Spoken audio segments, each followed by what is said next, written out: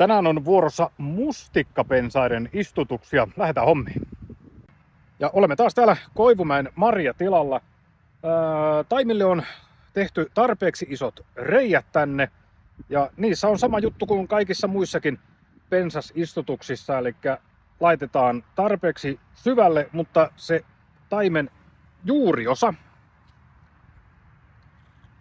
tämä osa näin, niin se tulee tuon maanpinnan kanssa samalle tasolle sitten.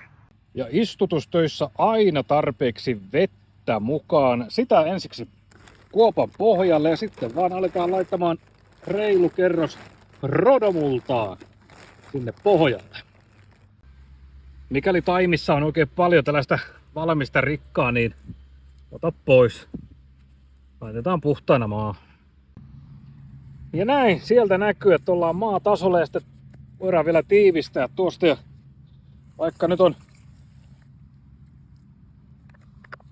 vettä satanut tosi reippaasti viime aikoina, niin annetaan silti sinne vähän vettä mukaan, niin se saa tarpeeksi kasvuvoimaa